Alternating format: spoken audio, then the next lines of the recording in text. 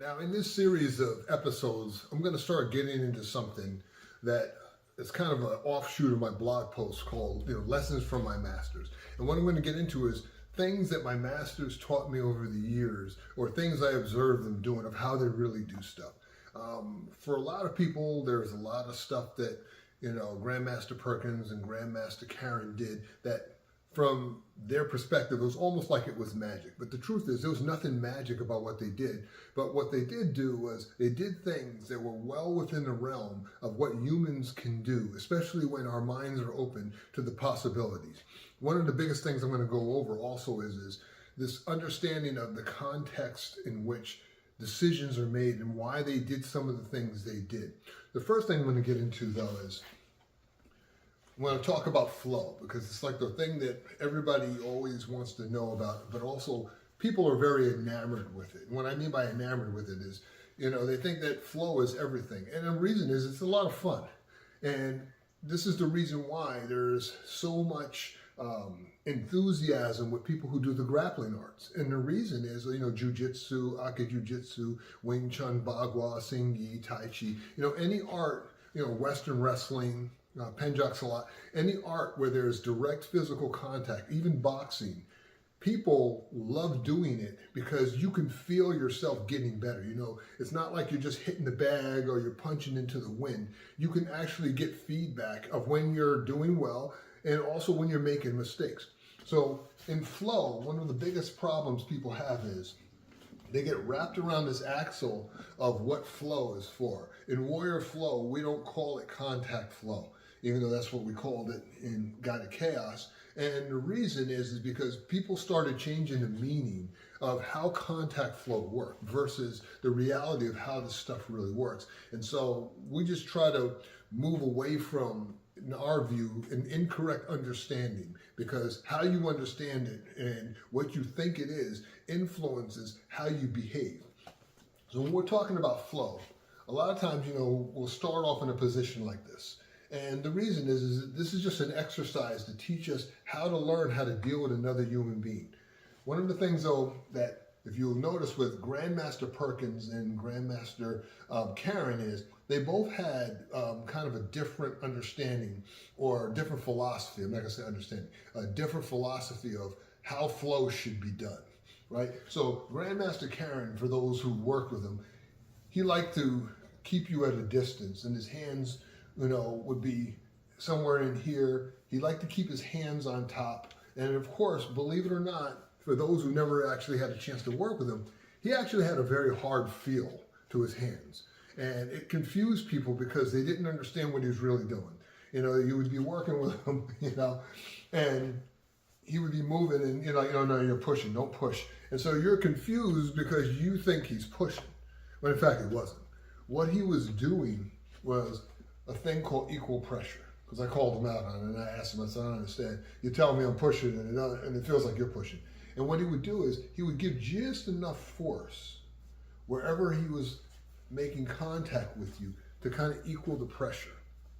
And the reason he did that was because he was basically corralling your movement into a place where he could make you move where he wanted you to go. This is what he was doing. And so as he was doing that, he was kind of keeping you kind of in this box, especially when you were flowing. And a part of it was, at least when he worked with me, was because he was also doing stuff in here. And so when he was doing stuff with me, and again, I can only speak from my own experiences, a lot of times he would set certain parameters of what he wanted me to do because he was going to do something very specific. And if I didn't work within those parameters, there are skills you're never going to learn. So for example, if I'm working with Frank and I say, okay, I want you to, not move your feet. I want you to stay in here. And Tim would often tell people not to move their feet, or he would put them in what was known as the L stance, which is basically like a boxer stance.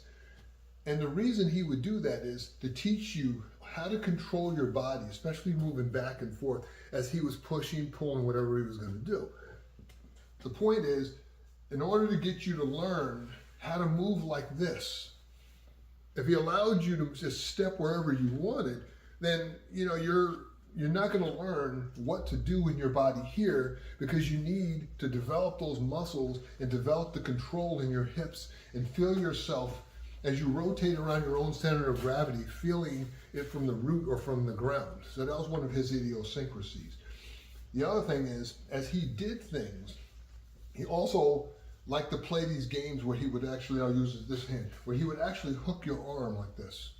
And what he was doing was he was cutting off how much you could move your hand. In other words, if your hand is hooked like this, you see this, it almost looks like some praying mantis stuff, really cool stuff, is it now limits the direction your hand can go, where you only have a few options, either this direction or you got to come out underneath.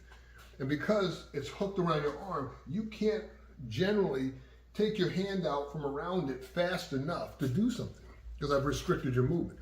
Excuse me. So he would do stuff like that. The key is, when he would do these things, and this is the last point I'm making this, and I'll cover some other stuff in a subsequent episode when I talk a little more about Grandmaster Perkins, because there's a million things I can talk about him. And he just did crazy stuff.